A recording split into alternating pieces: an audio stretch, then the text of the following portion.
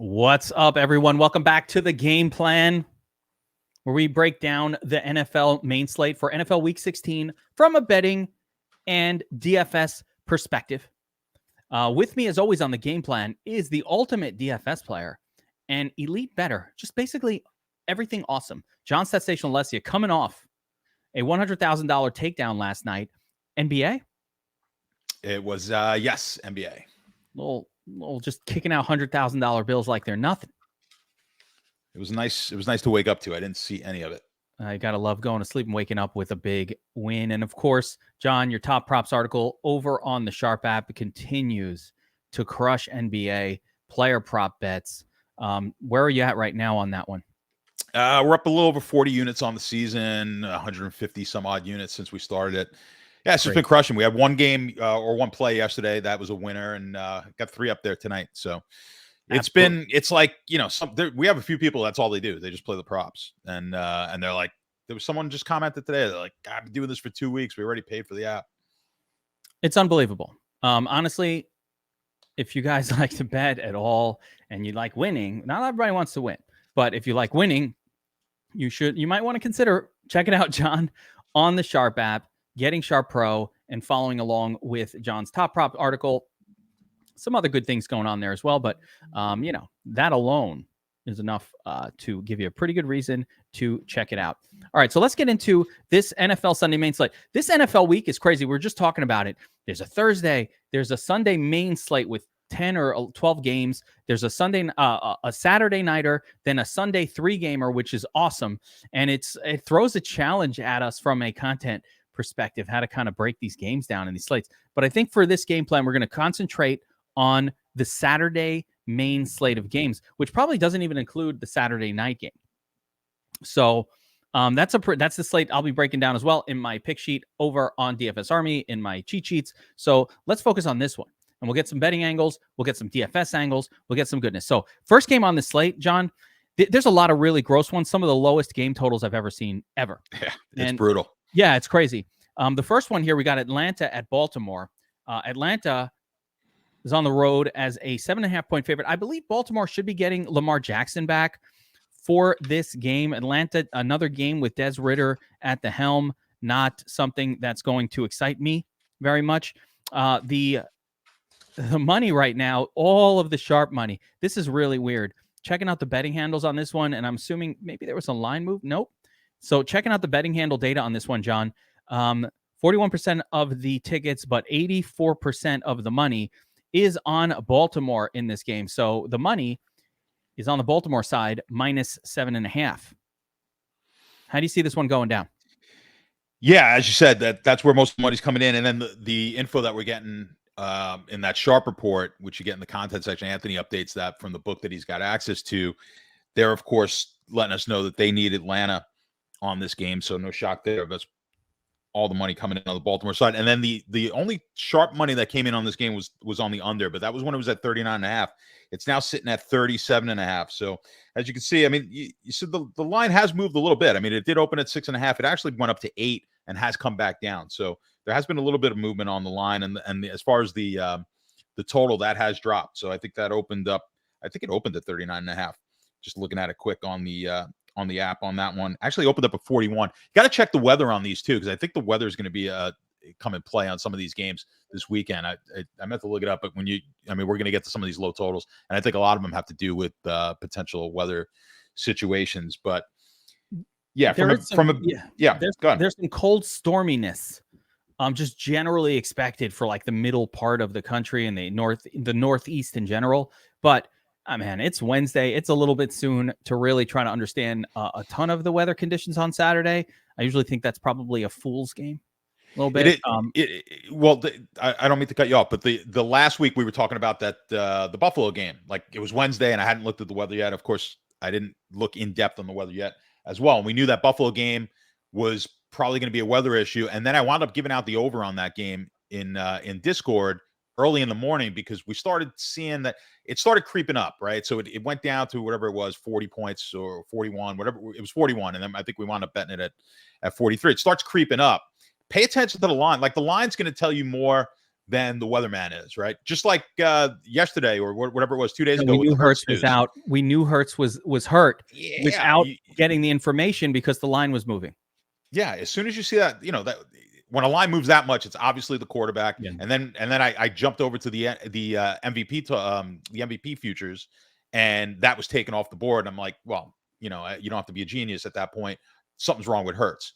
So the line, usually they're going to move way before you even hear it in the on Twitter or anything like that. So the news tends to make its way to sports books pretty quickly. So anyway, keep an eye on that, because when the weather's going to start hammering these games down. If the weather changes at all, you're going to have an opportunity to catch a pretty good price on an over. Certainly like with a game with Buffalo and Miami where you thought, man, that's way too low. Maybe a game like this, maybe not so much. Atlanta against Baltimore, but just keep an eye on that, especially this time of year. It's funny. I gave out in the Sharp Discord as well the over, but it was after the game started, like the first play. Yes.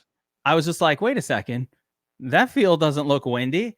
It doesn't look too bad at all, and these players don't look affected. And I was like, you know what? 43 points, Buffalo, and involved in the game. Buffalo alone can score 38 in any given game, no problem. So I was like, this is ridiculous. And I just started hammering the over live in game. And it was the least sweaty cover I think I've ever had in any game. Yeah, they hit the number by halftime. So as far as DFS angles, but from DFS though, the same thing holds true. So if you looked at projections across the industry for that game last week, they were just, the projections were lower based on the fact that they thought the weather was going to be bad. So you had an edge there in projecting the Dolphins a little bit higher. So, even if you're not a professional at doing statistics and projecting, just kind of skew it a little bit. You could go in and change the projections a little bit to skew your way, or just make sure that you have more of that particular game that you think the weather may change. Just a bit of advice, a little tougher on a main slate, but we only had 3 games on that one, so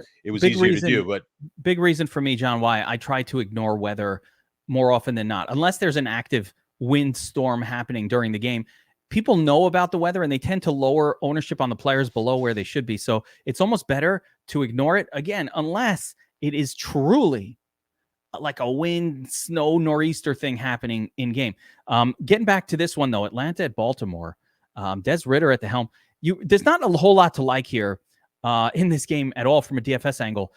You yourself have taught me over the years, and we agree, that players like Lamar Jackson, no bueno coming off an injury. If he's scared of getting hurt, the last thing, he's not running, he's not producing well. But Jackson has been pretty mediocre anyway, but he's not producing. I have some interest in Mark Andrews here. He's lowered in price based on the other quarterbacks, and I do think that with a more statuesque version of Lamar staying in the pocket, I think that benefits Mark Andrews a little bit. On the Atlanta side, I got to give credit to Ridder, at least for throwing frequently to Drake London last week. I think he's coming off a 12-target game. So Drake London, sub 5K on DraftKings is of interest. By the way, speaking of DraftKings, I got my festive DraftKings swag sweatshirt on in honor of the holidays.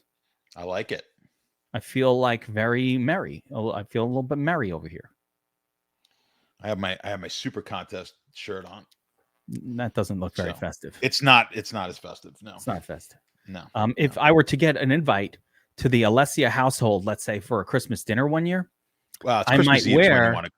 When do you want to come? You want to come for Christmas Eve. That's all the That's what I'm saying. As long as you like fish, the 7 fishes. The feast of the 7 fishes. Yeah, sure. yeah. I like the fishes. I don't like sleeping with the fishes. You don't want to sleep with the fishes. No, you don't want to sleep with the fishes. No, but I like the fishes. One day I'll get the invite. One day. Looking forward to it. All right. Next up, Detroit at Carolina. The Panthers are home, 2.5-point underdogs. The Lions, the surging Lions, should have lost to the Jets last week. Got lucky on the road. Now they're back on the road again against the Panthers. 44-point total in this one, with the Panthers coming in as, like I said, 2.5-point home favorites. Samwise, the scared, looked pretty good last week at the helm. He's not playing that bad for the Panthers. And of course, the Lions are looking like a team that is about to make a run. Like they're looking pretty good out there. So how do you see this one going down? Yeah, I think this is I'll just go over the numbers quick. It's +3 on Carolina, 44 is your total. The money's primarily coming in on Detroit. The Sharps actually hit this already and took Carolina +3, as you may imagine. The Sharps are always generally going to be against where the common thinking is. And Detroit right now is just, they were kind of everyone's darling because they were on the, when you're on Hard Knocks, of course, everybody loves you. And now they're starting to win.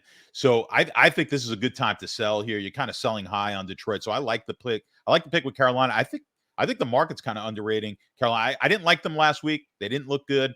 But I think this is a good week to kind of pick them off, to pick off Detroit coming off that win against the Jets. I agree with you. Jets probably should have won that game. I still believe in that Jet defense, but gutsy call, that 4th down, and Jets totally blow it. They let Brock Wright or whatever the hell his name is. That was ridiculous. I mean, go run for the touchdown. That was ridiculous. You can't. And by the way, if you're the Jets, you cannot allow 7 points like that because the Jets can't score quickly. They have to rely on that defense. And when the defense gives one up, we saw the same thing with the Giants, by the way, last week. That bet didn't work out primarily because, that fumble or Washington fumbling and allowing a red zone, essentially fumble recovery for a touchdown for the Giants. That's too big of a blow for these low scoring teams to overcome. So those are the things that would destroy a play. Like, if you had to play on the Jets or if you had to play on Washington last week. So as far as the bet, you like Detroit side, as far as the DFS angles, Carolina side, that's right. But as far as the DFS angles go on this one, listen, I think you can go right back to Amon-Ra and the Detroit offense in general. There's no reason that Amon-Ra will not continue to do what he's been doing. And on the Panther side, it's pretty gross outside of maybe a little bit of DJ Moore. What do you think? Yeah, I agree. I mean, the Carolina side is tough, but it's like, I'm not all that high on the game in general. I mean, Amon-Ra, listen, he had a disappointing week last week. Carolina's not that great against wide receivers. Weird that they've been so bad against wide receivers, yet they've actually been good against quarterbacks. Kind of odd. Might just be, an anomaly. They haven't been great against the running backs either. But yeah, I don't love the game on the whole, I'll be honest. So I think this is actually not going to be a very good game. Amon-Ra's always in play. To me, I think he's one of the best receivers now in football. I think it's pretty obvious. So so he's obviously going to be playable against Carolina. I think Detroit might be a little overplayed this week, just because I think the on paper matchup's going to look it's going to look enticing to people. Obviously, there's one prime game here this week, and I didn't look at the prices yet on Detroit. I'm sure Amon-Ra is pretty expensive, but yeah, Panthers. According to your own points against sheet here, the Panthers are allowing 3.3, almost 3.4 fantasy points above mean expectation to opposing wide receivers, which is in the bottom half of the league, or probably in the bottom 1/3 of the league, really. As far as that statistic goes, Detroit's, I feel like they've been improving defensively a little bit, and it does show here they're really good against the run and particularly awful, allowing 5 points above mean expectation to opposing wide receivers, which is why, like I said, like you said, Amon-Ra and maybe a little bit of DJ Moore, a little sneaky might be the way to go in that one. Yeah, I think that's about it. It's going to be a tough game stack, I think, but I'm good with DJ Moore. Yeah, in that spot. I didn't look at what potential projections as far as ownership go yet. I don't think we have it up yet. It's too early for ownership. Yeah, it's too early for ownership in this one. But yeah, I totally agree. And I would avoid both of these quarterbacks. Goff on the road is particularly not very good. He's been good at home on occasion, but not on the road. So I'm going to avoid that situation for sure in this slate. Again, in this kind of a slate, this short one, and it's only 9 or 10 games. And a lot of these games have really low, crazy low totals, including this next one, which this has to be weather related. But some of them are so low that it's like, what the hell's going on here? So I'll give you this next one here. And John, explain this to me. I don't get it. Buffalo at Chicago. What the hell is going on in Chicago? They're 8.5-point home underdogs, but the total is an anemic 40.5 fantasy points. What? It's great. Yeah. Well, we said it again. We got to look at what the weather is going to be here. Obviously, the Buffalo defense, I've got them as the second best defense in the league right now. Chicago, I mean, they should be able to. You'd have to think they're just going to be able to put a ton of points up against the Bears here. So that 40 and a half number seems a little light. Then you look at the AI model that we have in the app. It likes it at 38 and a half. So it's thinking, they haven't even brought this total down nearly enough. Just glancing over, trying to see if we have any. There's no sharp money on this game. I don't believe we have anything of interest and not much line movement either. Let me see if there was line movement on the total. Actually, we do. We've got liability at the sports book, so the book actually needs Chicago here. Not a shock that they need Chicago. Now, when you look at the handles, that's not indicating that. So this is just one book that we have access to, but the handles are kind of telling a different story. They're saying that the money's coming in on Chicago. We talk about the defer to the real data. I always defer. Exactly. I defer to that, which is why you really need to have access to that sharp report. And I trust that more. I mean, do you think 75% of the money's coming in on Chicago? I have a hard time that the public's going to come in here on Chicago. No, it's too early in the week to get too crazy with the betting handle data anyway. And the final indicator here is this line did open at 45 and a half, and it's now down to 40. So the money, the real betting action on this game has been to the under, which is really weird. And like I said, I would not be surprised if you popped open a weather report and it is like some sort of nor'easter plan for Chicago, the wind, and it's going to be going nuts over there based on this number. Because if it's it's a potential bomb cyclone. There you go. So this is hit Chicago. So this is a weather related. It's very obviously. I don't need to look at the weather to know that this is a weather related move, but I think it might present an opportunity in case it's not a bomb cyclone to bet the over in this game. You could take a small position. You can take a small position on the over because again, it's Wednesday. These things, you never know exactly where these things are going to hit and how they're going to hit. You take a small position on the over, and because you figure how much worse are you going to be? Maybe you don't take a full unit. Maybe you take a quarter of a unit just to get your feet wet on it and see where it goes. It's like jumping into the market, taking a small position to start.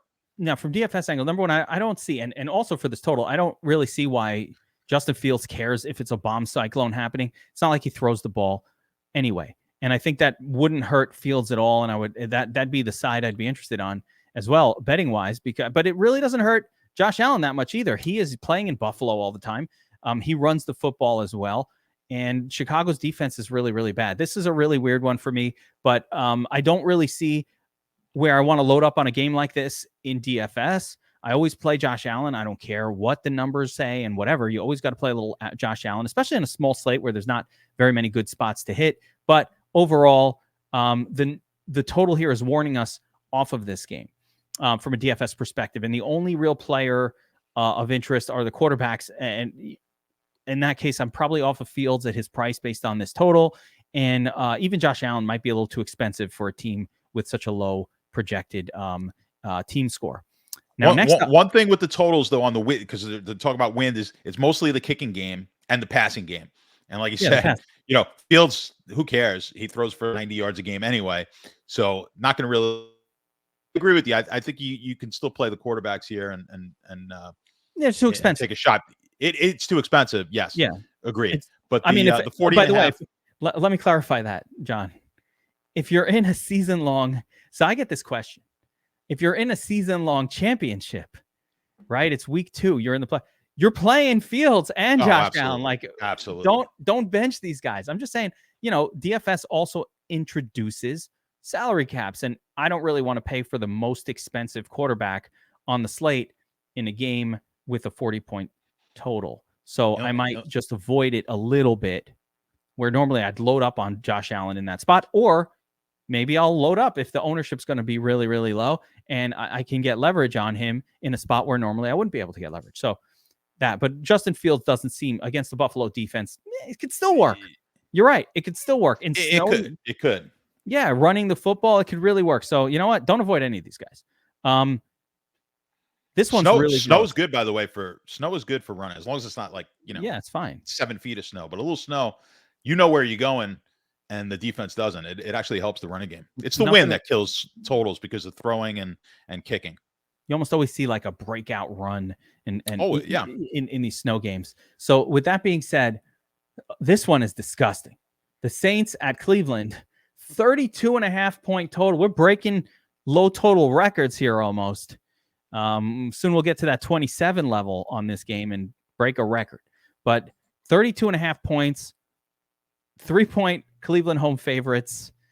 I'm just trying to think about, this has got to be another weather game, just like this has got to be depressed due to weather. Yeah, they got severe winter weather coming this weekend, so that's what they're expecting. I mean, it's gonna be an interesting game as far as from a fan standpoint, or an interesting day with some of these games. It might be fun to watch, but yeah, so they're gonna have weather issues as well. I believe this one opened at like 40.5 or something like that earlier in the week, and now it's down to 32.5. So these numbers are at 39. Yeah. It's absolute craziness, but it continues on throughout all of these games. So listen, I'm just going to give the DFS angle for this one real quick. I think you could probably play a little bit of each running back if you want. Chubb or Kamara. If Kamara hasn't been good, so I'm not super excited about playing him. Chubb hasn't been very good either for fantasy in recent weeks. Not super excited about playing him, but that's it. I'll tell you this: the sharp money did. Even at 32.5, the sharps are betting this game under. So that'll tell you something. It's amazing. Yeah. Absolutely gross. Both defenses in play. All right. Next up, is there a betting side here? No, I mean, that's it. Like I said, the sharps came in on this game to the under. I don't think anything else as far as either side was taken. Actually, the book has a liability right now on New Orleans. So the book needs New Orleans, or they have the liabilities on Cleveland. They need New Orleans to cover that 3, take plus the 3. So if you want to be on the side of the book, you're going to be on the New Orleans side. Yeah, it's tricky. This is a tricky game for me. I would definitely lean towards Cleveland myself, but I hate going against the book. Yeah, I stand away from that game. It's just so boring of a game in general. Seattle at K-Sizzles. The Chiefs for the sexiest game on this slate. 49-point total. Chiefs at home. 10-point favorites. Massive, massive team total for the Chieftains in this one. John, I'm taking a look at the betting handle data, and the sharp money, according to these handles, 32% of the bets, 68% of the money is on KC. So the sharps are thinking that KC not only covers the spread, but not only wins, but covers the, obviously they should win, but they cover the spread in this one. How do you see this one going down? Yeah, I don't mind it. The book, of course, needs the other side. So the book needs Seattle plus the 10. So and that's kind of backed up with what the handles are showing at the 10 with the money coming in on the Kansas City side. Yeah, this is a tough one. I mean, you've got Kansas City coming off a game where, I mean, they could have lost to Houston, for God's sake. And then you look, I mean, Dallas was basically in that same situation last week, and then they throw up a stinker against Jacksonville. Jacksonville, a better team. Dallas, not as good as Kansas City, but they go and blow that game. So I mean, you can't figure it. Usually you'd say, man, Kansas City coming off that scare, let's take them. Now I still like Kansas City in this game, partially for that reason, and I just think Seattle. I think Seattle's kind of riding the Seattle perception right now is still what they did early in the year. I think they're basically regressing to what we thought they'd be here. You don't have Lockett this week, right? No, Lockett's out. And that's a big. There are a lot of DFS angles from this one, John. Oh, this is one of the better DFS game matchups I think that we've seen all year. I think this is one, at least from my numbers, I think it's the highest. I have a sort of a ranking system. I think it's the highest one that I've had on the main slate so far this year. So in theory, this should be a really good game for DFS purposes. Yeah, some metrics really match up here for DFS. I'm going to go over them. So we already know that Kansas City, and I'm using your sheet as a guide here, Kansas City produces 15.6 points above mean expectation via the tight end position compared to the league average tight ends, right? Seattle allows a league worst, almost league worst, third worst, 4.37s above mean expectation to opposing tight ends. That means, and part of the reason why they do that is because Seattle is really good against wide receivers, allowing almost 6 points below mean average to that position while getting absolutely torched by opposing running backs. So this game really does set up very nicely for Mahomes to Kelsey stacks. Mahomes to McKinnon. We can add this little running back situation in there. Mahomes to McKinnon, Mahomes, McKinnon, Kelsey stacks. That will be a very, very popular start to the slate this weekend.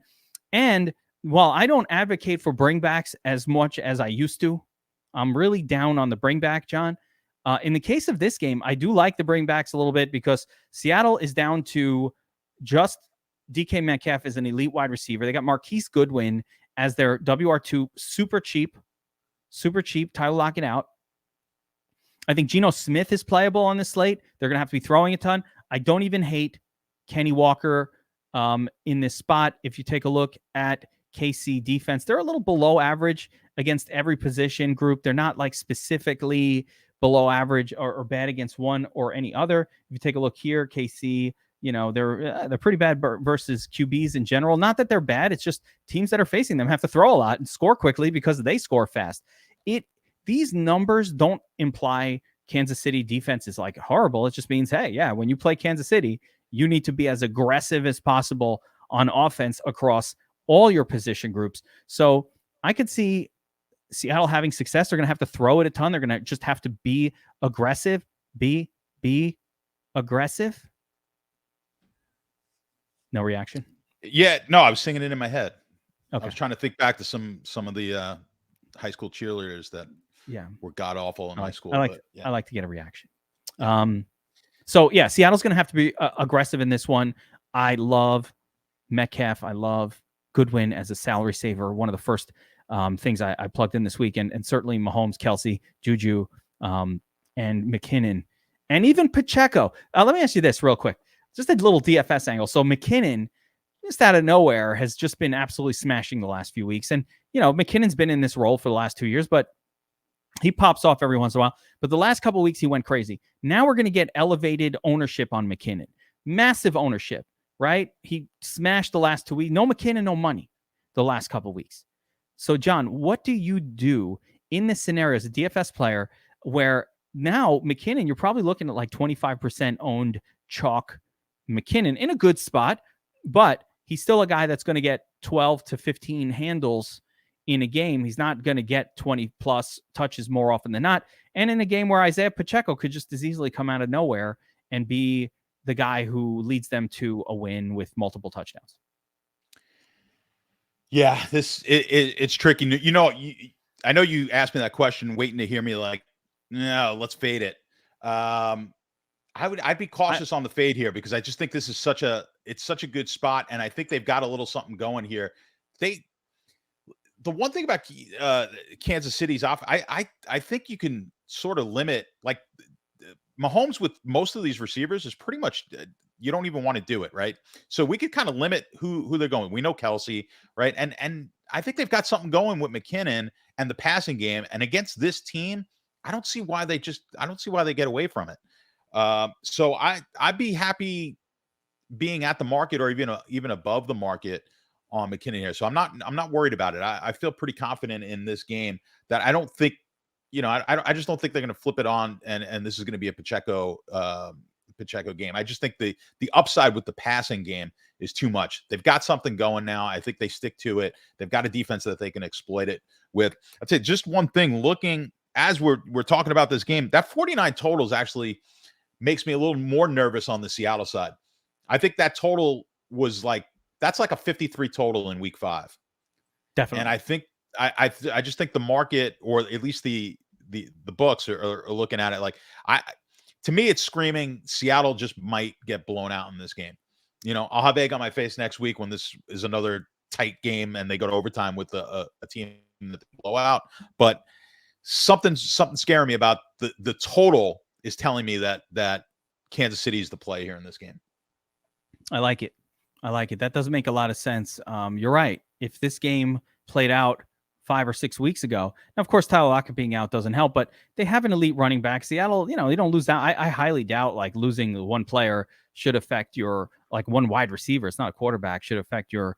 It's a half line, point at best. It's a half point. I would also think that Seattle's a significantly better team than Texans or some of these other teams that were at home. So I don't know. Yeah, of course, this being a road game for Seattle a little bit, but Kansas City was favored by 14 against, what was it, 17 or 14 against the Texans? It's 14. I mean, Okay. and Yeah, Seattle only 14. Seattle lost at home to Carolina pretty easily too. So I mean, it's like it's a team trending in the wrong direction. But Definitely. who are you going to get? Kansas City need a blowout. Not that they have to blow them out, but they just coming off that Houston game, they need to just put their foot on Seattle's throat and just kind of end that game. Yeah, KC or nothing. And betting angle for me, like I said, this is such a lock button that the only thing I do to mess with this one, and I did this last week and it fucking saved me, was tease that game. I had KC as part of a big teaser and I needed all of it. Yeah, like 13-point teaser, right? I had a 13-point teaser and I needed all of 13. Saved me. Everybody says it's Gargano was making fun of me. Suck a bet. You know what? That's my third suck a bet win in a row. So you know what? I'll suck on my bets all the way to the fucking bank. No one sucks on a bet like you. I do suck on those bets. Suck a bet. Oh, I don't care. I won money. Hey, you've been better than anyone I know in the NFL this year. So there we go. So let me have my sucker bets. And I feel like my losses recently, I shouldn't have lost. Like the Washington game, they screwed me. Fuck me. Seattle last week, they fucked me. I don't want to talk about getting fucked because no, they fucked me. You were against me on that. The Raiders. I had the Patriots last. Yeah, well, you gotta go with the big dog there. You gotta go with the big. Let me tell you something. The first pitch, I was like, all right, man, because he had a shot. He almost, he had a shot to break it. I'm like, the first pitch wasn't that dangerous. When I saw him rear back and throw it across the field, I just put my head on my head. This can't go this way. I walked out of the room, John, because I was like, up overtime, and I didn't even see it live. And then I heard like screaming. I'm like, what the fuck? I'm going to tell you something. The stupid move was the first player that pitched it. Not that didn't work, but what are you doing? Ramondre, what are you doing? It put the thought in Meyer's head like, oh, we're pitching it. Yeah. He was like, oh, we're doing this? Okay. And, it's like a football player. Like, all right. Like, no, don't do that. Go to overtime. Anyway, it doesn't matter. I was happy to take that W. I didn't care about losing the money. I knew that you had the other side, and I'm like, oh God. I'm like, now yes. I go. The Geeks.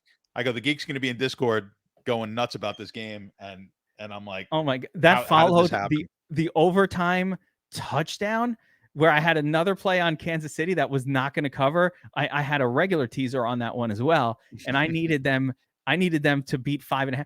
Like, I don't even know where the hell I don't know what was going on, but I needed a KC 3-point win. I needed them 5.5. And I was like, oh, they scored a touchdown. Like, it never happens. I'm like, it worked. That's why I'm wearing my Festo. I feel like it was a bit of a holiday miracle. All that money. It's a little holiday miracle. All right.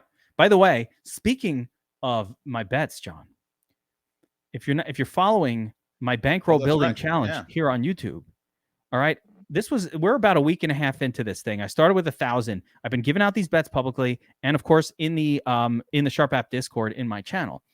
And the idea is let's start with $1,000 bankroll, $100 unit size. Now that is not the recommended unit size. We recommend about a 2% of your bankroll unit size, but that would be no fun for the crash and burn challenge. So the idea of the challenge here, John, is start with 1,000. I'm going to make public and make videos about these bets, mostly from the Sharp App model plays, but my own NBA, NFL plays as well that I'll generate, and just me looking at the models and the tools in Sharp App and coming up with bets. Start with 1,000. The goal is to get to 5,000 or crash and burn and go to 0. I mean, you're on a pace where this series isn't going to last very long. I might have to raise the bet size to 200, but at this point, we are a week in. I didn't have the last bet, but we're 14. We're 14-7 on our plays. 2 pushes. I'll take the pushes as well. I got no problem with the push. And we're up to $1,755 on $100 bet size. Not too bad. 75% 7-day return. And if you don't have the Sharp app and you want to check it out, I'm going to show you how to do it for free. Everybody here on the DFS Army YouTube channel that subscribes to the channel, and DFS Army subscribers as well, if you go to sharp.app, the website, and you just sign up with promo code ARMY, you'll get a free month to check out Pro. You can follow along with the bets. If they win, stick around. If they lose, you can go. No harm, no foul. It was free. So check it out or download the app. If you could figure out how to put a promo code when you sign up for Pro on a download, you deserve a free month. Do it on the website. It's a lot easier. It's much easier on the website, sharp.app. Anyway, if you want to follow along with my challenge and see if I crash and burn, it might happen. John, I worry every day. You don't understand. Every bet I put in, I'm dying. I'm like, oh, I can't go down. Like, I'm afraid to zero out and have to do that publicly. It's very embarrassing. I always assume that the last bet I won would be the last bet I've ever won in my life. That's pretty much how I always go about it. I don't even like touting my picks because I feel like, oh, it's going to give me bad luck. So there's a good NBA game. I know you've been busy today. I already posted it, and it's one that you'll be posting, I'm sure. I did already take the side, and I didn't bet it, but I already tracked it on the app, so I have to go bet it right after the show.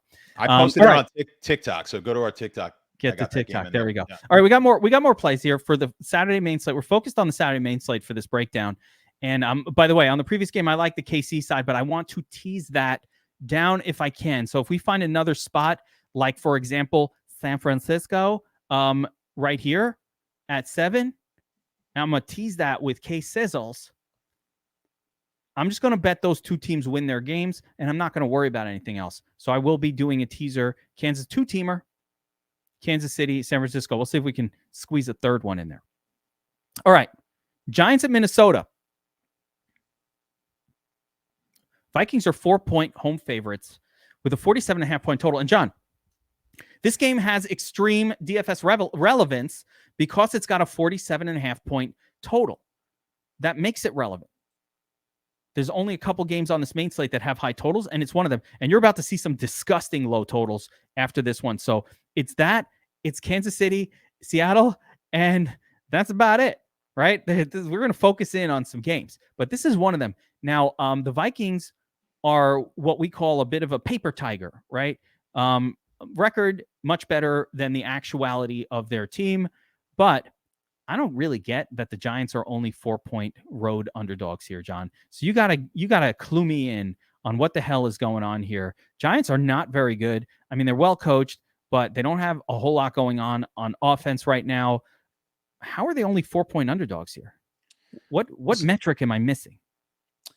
Listen, I bet the Colts last Saturday, 3.5 point. I mean, you talk about another crazy game, but at least that covered, plus the 3.5. And the Colts aren't as good as the Giants. I mean, not in all honesty, they're not that much worse, but a little bit better than the Colts. I think what people are, maybe a lot of people are seeing it is Minnesota is just the team that has been extremely lucky this year to be where they're at. Look at those numbers on as far as DFS. I mean, you're looking at there. Giants could have a decent day here offensively with their no-name wide receivers. Offensively with the wide receivers that Vikings Vikings are at this point competing with Tennessee for the team that gives up the most fantasy points per game to opposing wide receivers. I just can't figure out who on the Giants is an actual NFL wide receiver. Yeah, I mean, they've got a bunch of retreads and guys, from other teams. But as far as the point spread goes, I mean, the market or the betting public, they like Minnesota here in this game. I just continue to think that I think you just need to fade Minnesota week in, week out. I mean, that's kind of my thinking with Minnesota. I just think the record is just far better than how this team has performed. Their scoring margin is barely positive. Which is, we've talked about that not a here. Good scene. It's week in, week out. Paper champ, paper tiger. Here's the problem, if we're looking long term, is literally anybody in the NFC can make it to the Super Bowl, especially if Hurts is out. But even with Hurts in there, there's no reason any team that makes it, and we don't even know who's going to be in yet. But any of the teams that could possibly be in, and I'm going to include, yes, I'd be shocked if Carolina goes to the Super Bowl. But any of these teams could be beaten at least in a given week. None of these teams are very good. We've seen that. Houston's been able to almost beat Kansas City. So, I mean, that pretty much will tell you everything you need to know. If they don't fumble the ball, who knows? Maybe they go down and kick a field goal. You never know what happens. But regardless, do not be shocked of any of these teams, including Minnesota. But my opinion, you need to fade Minnesota from here on out. I've been doing it the last few weeks. And this is another spot. I think I'll take the 4.5 points here. I'll take the 5. At or the 4.5 at DraftKings right now, and I think that's the way you have to go. But like I said, 48 total. This total lends itself again as one of the higher totals on the board for good stuff in DFS. And Minnesota playing against Minnesota has been very beneficial to fantasy wide receivers and quarterbacks. I thought Daniel Jones looked okay last week. What are the spots on the Giants that we can go to though, for real? Like, number one, a big question this week in season-long fantasy with all the injuries to the quarterback position, a lot of people losing Hurts. They're like, hey, should I pick up Daniel Jones? I kind of think like, I think that's probably the best guy of who's available. He's available. I picked up Derek Carr in a league. I mean, it's ugly, right? But who to pair him up with is challenging, right? Darius Slayton, Ricky James, Rich James. I really don't like playing Saquon Barkley at all in DFS. He just does not produce enough fantasy production. He's not putting up 30s. He needs 30s for his salary.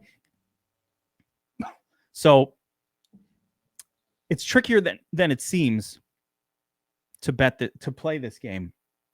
It's trickier because on the Giants side, it's just really gross. And I think you just have to take the turdly cheap wide receivers and hope that one of them goes off. On the Vikings side, though, KJ Osborne, what a breakout. First of all, Justin Jefferson just keeps on producing every single week. And now KJ Osborne, what the heck was that last week? Like, do they go back to that? So I had this thought, John, that team figured out something and it was working last week. Will they go back to it again this week? Yeah, this one, I don't know. I'll be okay being under the market on Osborne. I mean, listen, well, we don't know what the market is yet. We don't know what it is, but I'm saying when it's all said and done and when it comes out, if I'm under the market, I'll be okay with that. And then, again, I don't know where it's going to be, but odds are pretty good. He's going to be, because he's the cheapest wide receiver they have here, right? So Thielen, everyone kind of shies away from. He hasn't really been that good. So what you're going to see is a lot of the stacks are going to go Osborne's way just because of the price, 4,500 right this week. I think so. The stacks will definitely, if you're So I mean, if you're taking Cousins, who are you going to put him with? Yeah, Jefferson and Osborne. That's your combo. That's it, right? And at the running back spot, it's like a disappointment.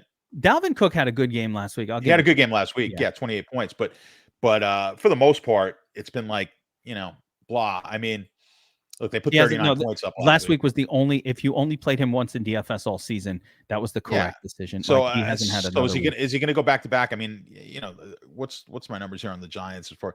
Yeah, I mean, the Giants are basically mediocre. The defense. I put him up on screen a few minutes ago. Defensively, the Giants are slightly below average at every position, but not like glaringly bad at any one thing. So running back situation and. Not that it's a total split, but they do use Madison a bit, and they're only average, right? They're basically average, and you're paying up. You're paying a decent price here for Cook, so it's like, so I don't love it. So I think Osborne, as I'm talking it out, and I think you're going to get quite a bit of action on Osborne this week. He's going to be fairly highly owned.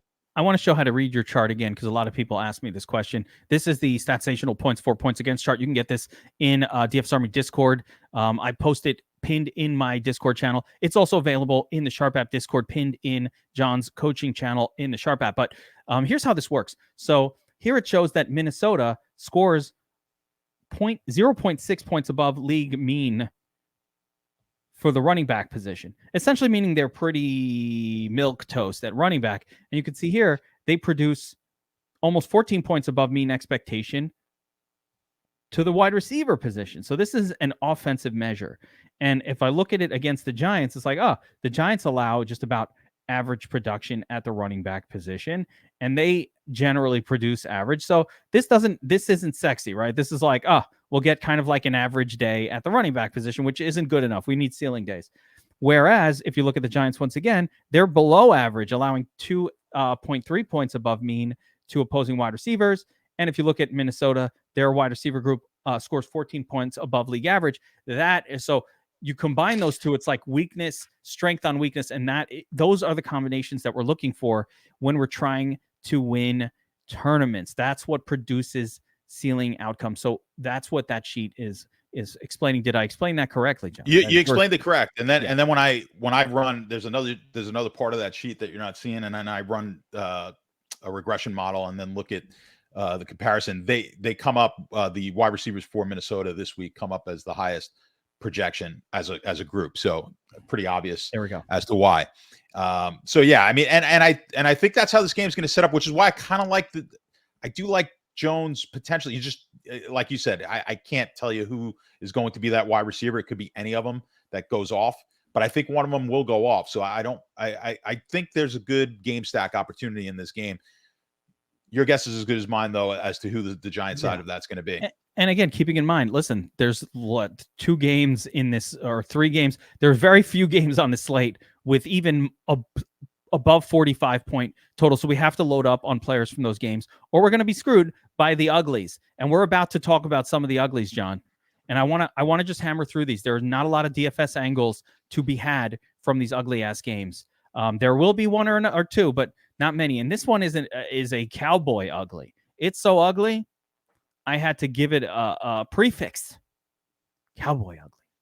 Cincinnati on the road, New England, 41.5 point total. Patriots are home, 3.5 point underdogs in this game. Feels like a betting game, though. Feels like a game you can bet on. Well, you tell me, John. What do you say? Yeah, so the handles differ from what we're seeing as far as the liability at the book. The book needs New England in this game. That makes sense. I can't see people bet New England at all. Cincinnati is just on a roll right now. They get behind early to Tampa and then just steamroll them last week. So the handles look to me incorrect right now. We'll see how that shapes out as the week goes on. But the book is going to need New England. The handles show sharp money on the Patriots. The handles scream bet the Patriots, essentially. Yeah, I mean, I could see, we haven't seen any sharp money come in. I could see the sharps come in on New England here. Same thing. I mean, huge disappointment last week. We just talked about the ridiculousness of that game, and Cincinnati coming off a real high in going down there. I know Tampa's down, but it's a big deal for especially these young quarterbacks to go down there and beat Tom Brady and to come back from, I think they were down 17-0. That was a pretty fun game. Yeah, I mean, man, the fucking Bucks. Brutal. Oh, it's brutal. Yeah. They're just terrible. So let me pop up some DFS angles here, but I agree with you. I think if I was betting that game, I'm not betting the Bengals on the road at New England in December. I'm just not betting that side. New England can run the football. Weather conditions are a thing this weekend. I would be on the Patriots at home to cover that spread. As far as DFS angles go, so let's take a quick look and understand these 2 defenses. New England's defense is very, very good. They are elite versus the running back. You do not want Joe Mixon necessarily here going up against the Patriots defense that allows almost 6 points below mean expectation. That is number 1, actually number 2 to San Francisco, but almost number 1. It's just back and forth in the league right now. So don't mess with. I'm not messing with Mixon. Mixon doesn't produce well anyway on the season. It's been a massive disappointment, way overpriced for DFS. Of course, he could have a GPP breakout, whatever. Flip side on Cincinnati, their defense has been pretty solid across the board.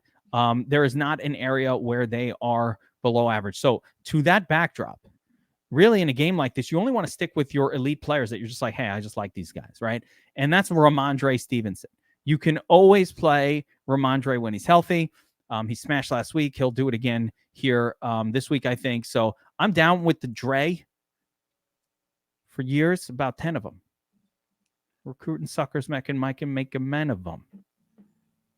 You got a smirk. You happy? Yeah, I did it. Thank you. I got the smile. That's what I work at. I literally plan these things out. So beyond that, though, I'm just interested in Ramondre. I'm not doing Jamar Chase in this one. I don't want to really chase those Bengals wide receivers. I'm not touching their running backs. And wait, the uglies continue, John. That was just one of them. So all we need to know, all right, don't forget about Dre. That's it, right? Next, we've got Houston at Tennessee. Disgusting. What? 36? What? 36.5 points? I'm going to tell you a little inside info. I don't think Tannehill is going to play in this game. Well, it's interesting you say that because as I'm looking at the app, right, and you've got the consensus up there. The line was 4 on the main screen. I opened up I opened it up, and when I opened up the Game Center, it was down to 3 and 3.5. So I refreshed it. So that could very well be the case. Are they watching? Did they hear what I just said? So All it right. just got bet. It just got bet down. So Yeah, you need to be on Houston here. So I would allow it to be bet down. And here's my thought on this, just from a betting angle here, real quick.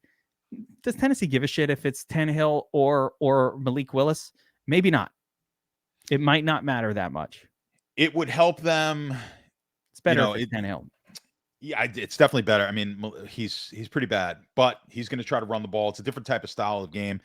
Even looking at it with Tannehill at like a 4.5, 5, like at first glance, you look at that and you're like, really? Like, because the perception is, boy, Tennessee is a team They that's should be way competing for a better. division. Yeah. And then I look at my model. I had it at 5.5. The AI model has it at 6. So it's not like that crazy off. And then that's not taken into account if Tannehill's out, maybe even Tannehill's got to be out. This line movement can only mean that.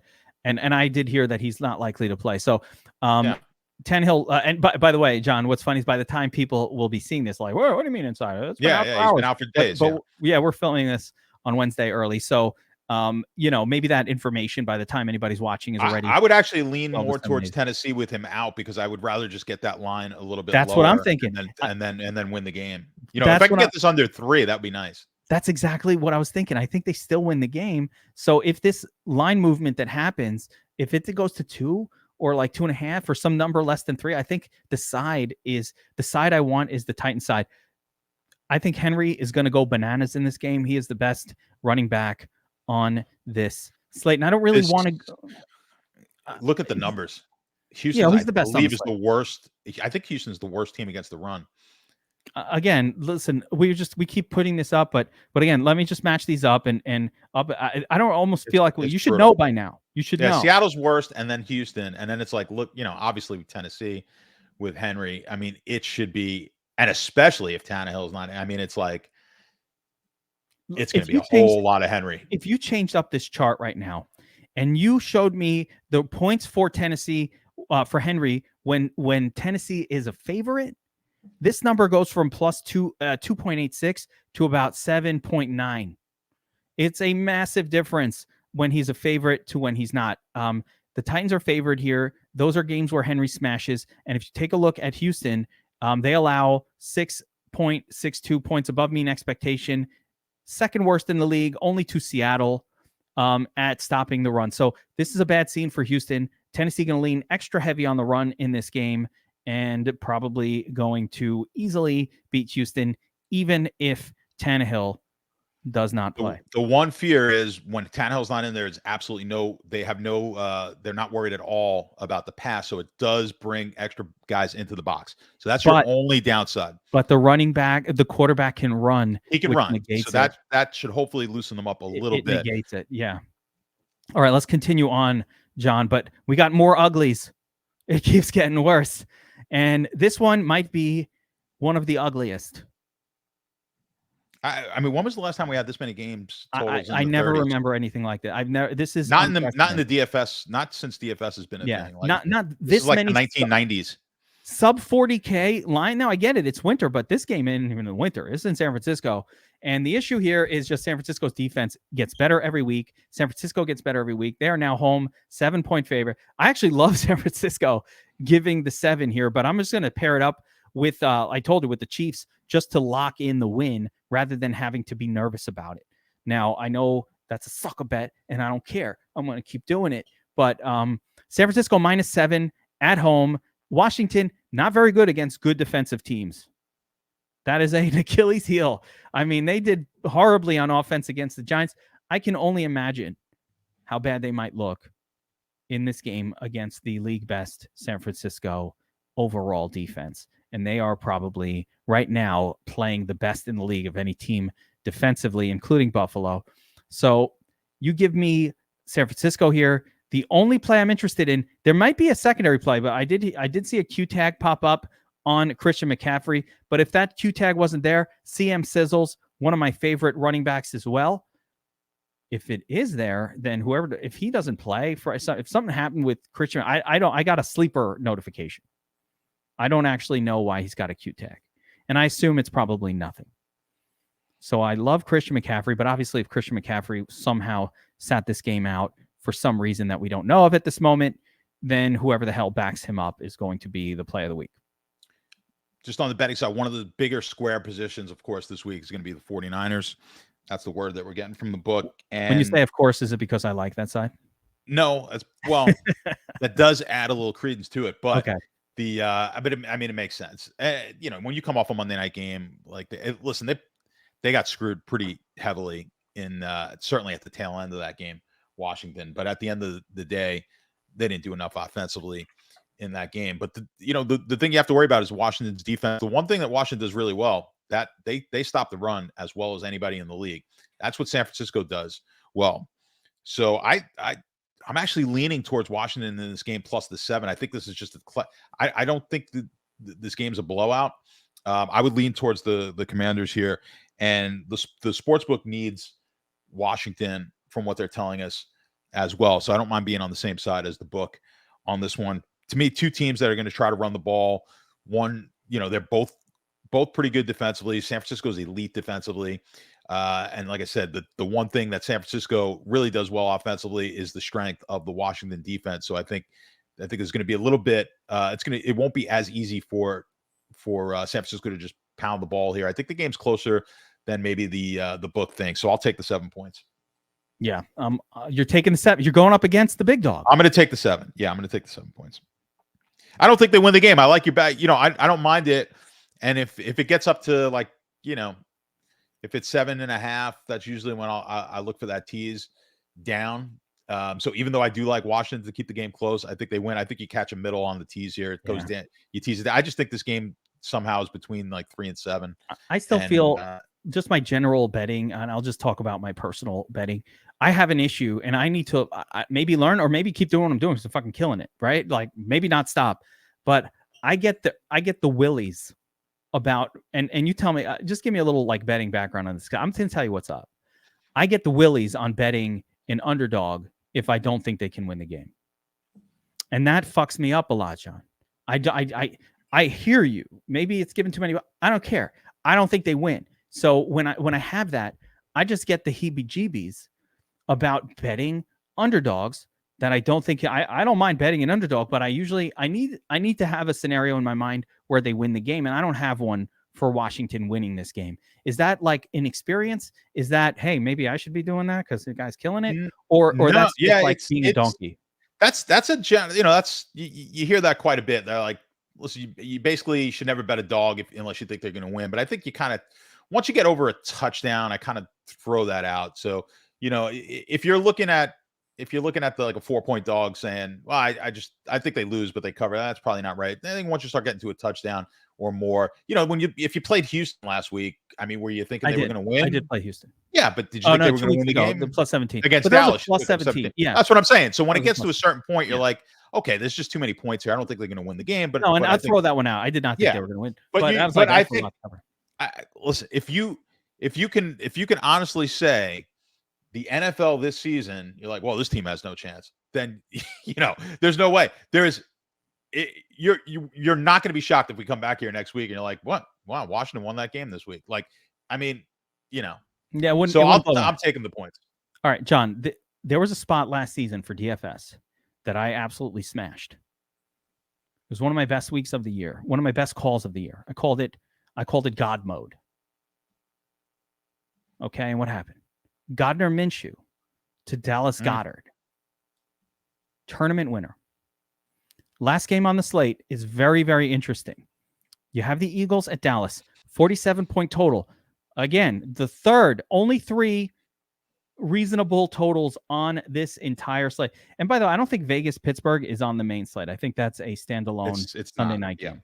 So I'm just going to go through it again here. We got Philly-Dallas. We got Giants-Minnesota. Seattle-K-Sizzles. And that is it for games with a 45 or higher point total. Now, what's interesting about this one, Dallas defense playing a little less good the last few weeks, first of all. Eagles don't have Jalen Hurts. Eagles would have been probably favored or at least even odds here, I would say. What did this line open at before the Hurts news? Yeah, so it was Philly was -1.5. There. All right, so that was pretty close. I said about even odds or maybe slightly favored. So there we go. Hurts being out, Gardner Minshew in. Now you're getting +5 for the Eagles. 47-point total. Minshew, history of, hey, we shift up this Eagles passing attack now. Actually really doesn't. I mean, Minshew's a perfectly acceptable backup quarterback. He's not a bad player by any stretch, and he might even be able to start for a team. He'd be a low-end starter. Dallas, couple of disappointing weeks of, performance. They come out, they squeak away with some wins. This is the game, I think, that might make or break DFS, and it's going to be like from the betting angle perspective for me, I think you just go with the Eagles here, and you take the points. Even with Minshew, I think I'm just going to take the points on this game just because that's what I'm going to do, right? That's how I'm doing it. But what do you think? What are the betting angles telling you?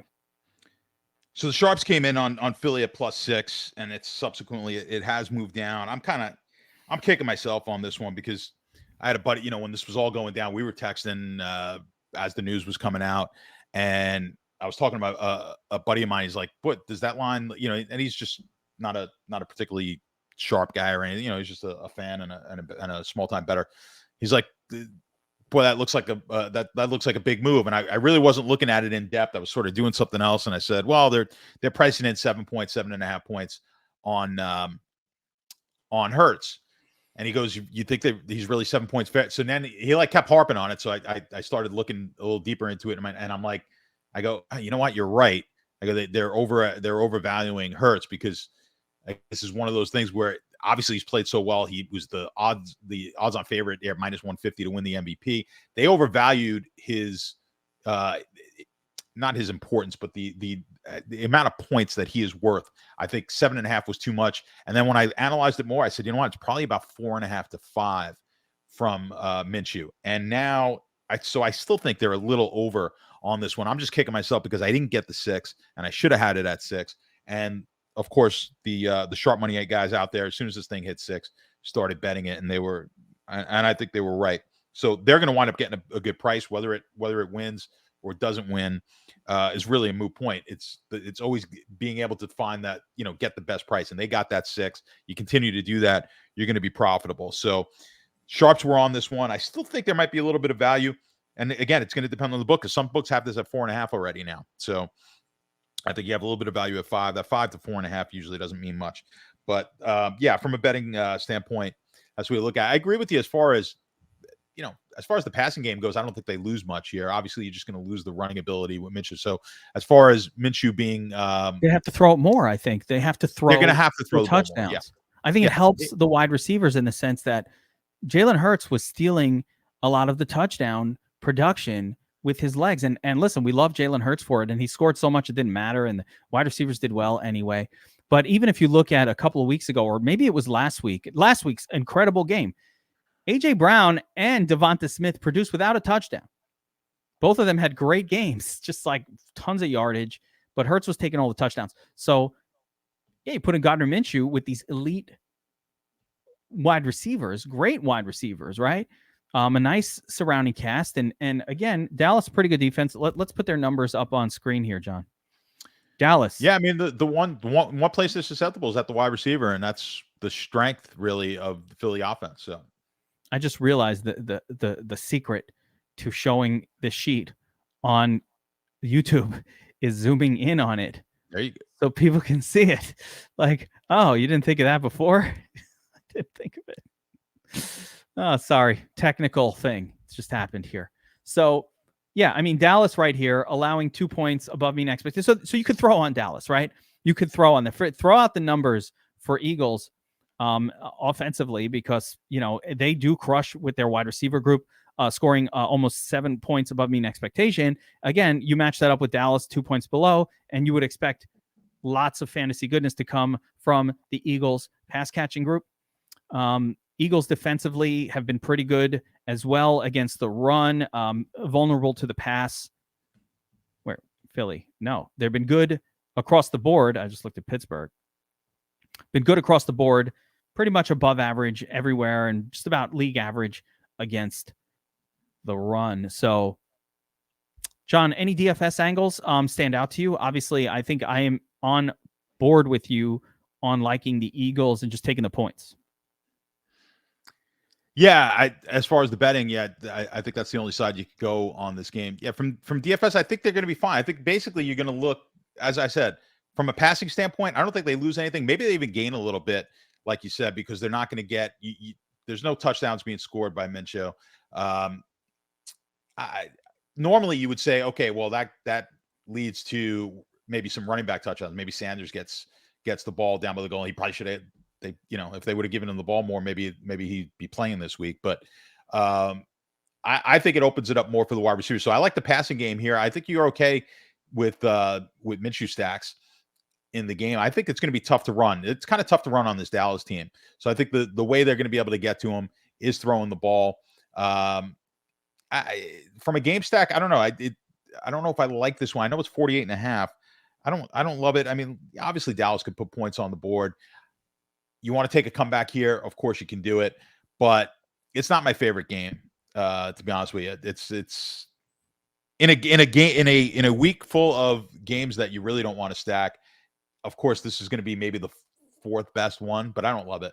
You got to play some of this game. I disagree. You have to play it, but it's not. Yeah. It's just not great. No. It's not as great a game as it looks. The negative for me on this game is, you have two teams that are good defensively, right? And we know they're traditionally very good. Both the Eagles and Dallas have been like existing on good defense and great, like across the board.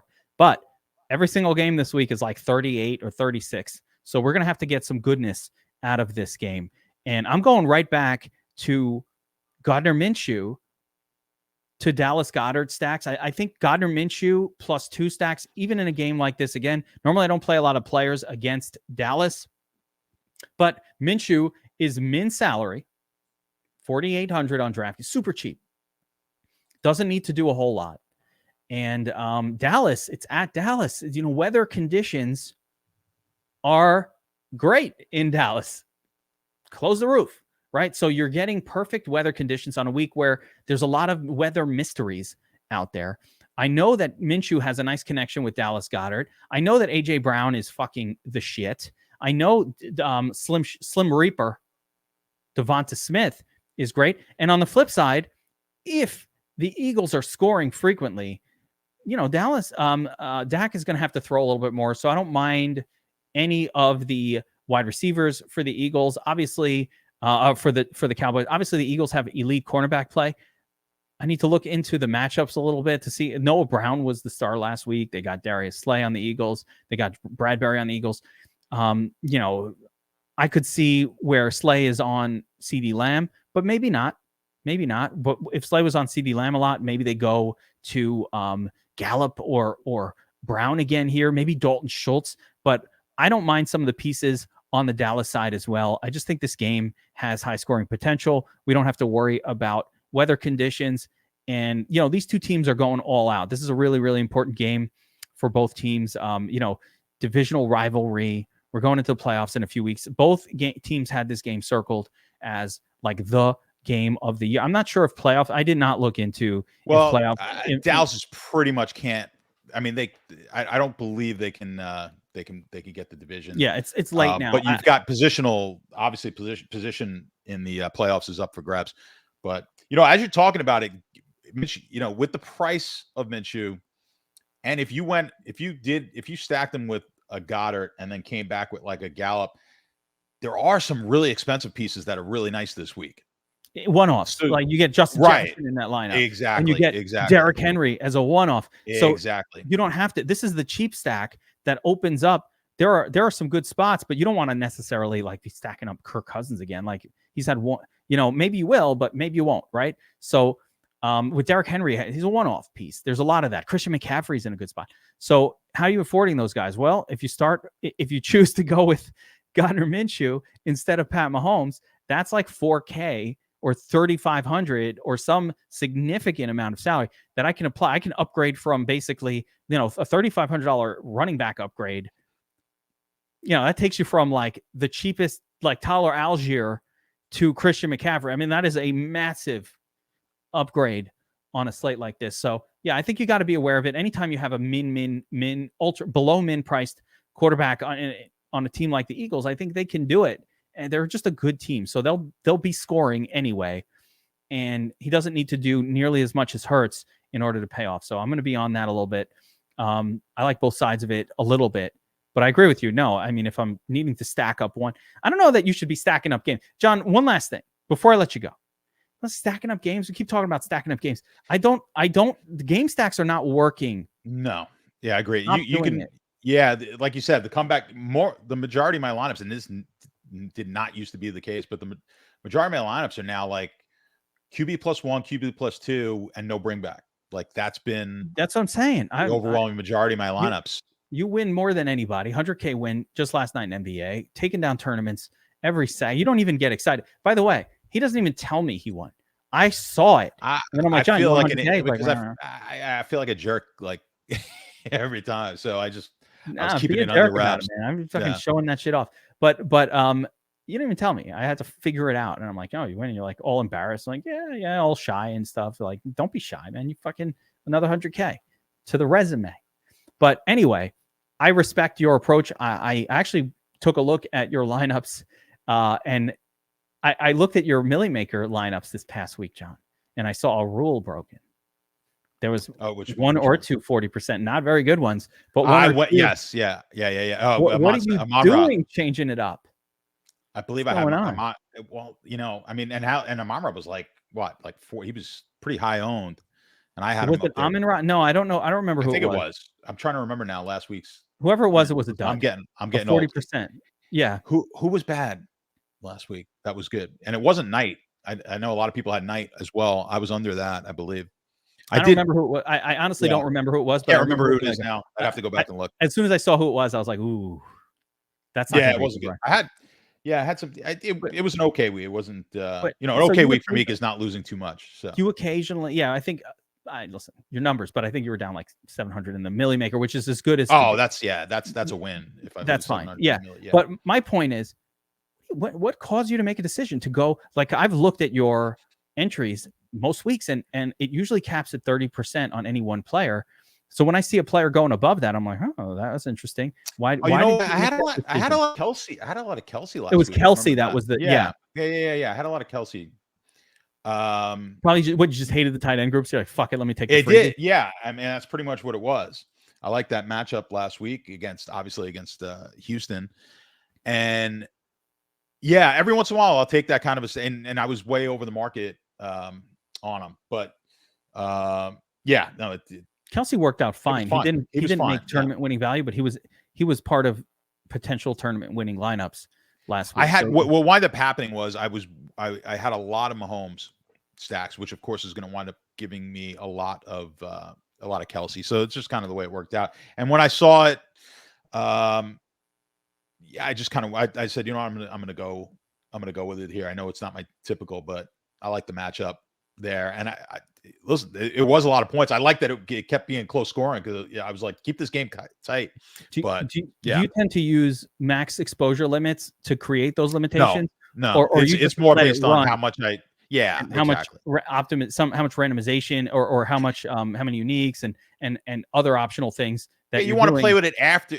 After I'll run it like just my typical, right? And then you want to see what it gives you, and then you start tinkering from there. Yeah. Like if I run it and I'm getting like 60% of a player, I'm like, all right, well now I gotta make it I gotta randomize a little more, maybe add another unique player, something like that. Try to lower it. Interesting. All right. Anyway, thank you for those little tidbits of knowledge. Store them up. I write them down. All right. That's going to do it for the Game Plan NFL Week 16 main slate. Good luck to everybody in your fantasy championship semifinals. And we will have if you stick around here at the DFS Army channel, we will have a breakdown specifically for the 3-game slate as well. Or I might do it VIP. I don't know. These weeks have been crazy. I do prefer the larger slate on Saturday and the smaller on Sunday versus what it was last week with the small one, because it's that first one that takes all your attention. And then like, oh my God, it's Sunday and I need to get up to speed here. So I prefer the larger slate, even though it almost seems like a small slate with so many shitty games on this one. So, be that what it will. I think this large slate will play like a smaller slate. I'm probably going to like raise my total percentage ownerships or something to account for the fact that I'm not going to really try to spread it around too much for these sub 40-point games. It's like there's good games, and then everything else is really bad. They're horrible. So yeah, one-offs or nothing from those other ones, and I think that's a great strategy for this week's main slate of games. I love the bets. I love my parlay. I feel like lock it up, suck a bet, lock that shit up. I'm gonna make. I like going the Minshew route if you're throwing one dart at it or something like that. I'm playing some Minshew.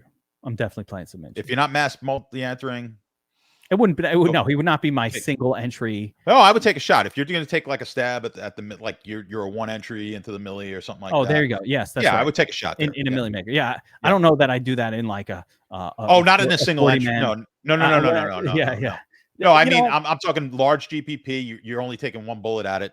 I would take a shot there. That's, by the way, that's another great little philosophical point that you just made that I want to emphasize. People say it's the size of the contest, not how many entries, guys. So like when you're talking about like, oh, who's good for single entry? John interpreted that as one lineup in the milli maker. Get crazy with it, right? Don't do anything chalky. You ain't hitting it, because if you're fighting the chalk, you're fighting like the Mahomes lineups, and you're just building one. You're probably not going to beat the 40,000 Mahomes lineups that are in that contest. But so if you're going to do a one-off, you might as well do it on somebody who's like sub 5% as a quarterback and hope like Trevor Lawrence has another great game like he did last week, or something crazy like that happens where you're not competing with as many other lineups. All right, John, let's wrap it up here. The game plan, NFL Week 16. We're coming to the end. If you want John's bets, if you want to follow John's advice, if you want to ask him a question about sports betting, all you have to do is sign up at sharp.app, use promo code ARMY. It will get you a free month of access where you can see if you like the tools, you like having the betting handles, you like having AI-driven models for everything, you like having the Sharp report where we find out the liabilities on the sports books, all these wonderful, the trends data, all of these wonderful tools that are that for sports betting, the top props, I didn't even mention it, comparing book props to projected props, all that great stuff gives you a lot of power to be a great sports bettor. Go sign up at Sharp app right now. Promo code ARMY gets you free. Get in the Discord with John, all that good stuff. I'm in there as well. You can take my donkey bets. All I've done is print cash all NFL season. So who knows?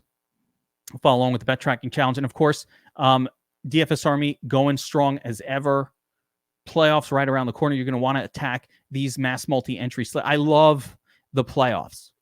John, I love the playoffs. 3-game slates every day, Saturday, Sunday. I love them.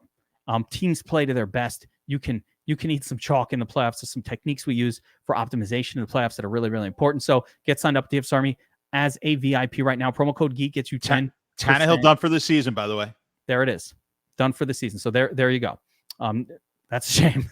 Likely, but yes. Yeah, that's a shame. I'm starting to think Hurts will come back, though. I hope Hurts comes back for my Eagles friends.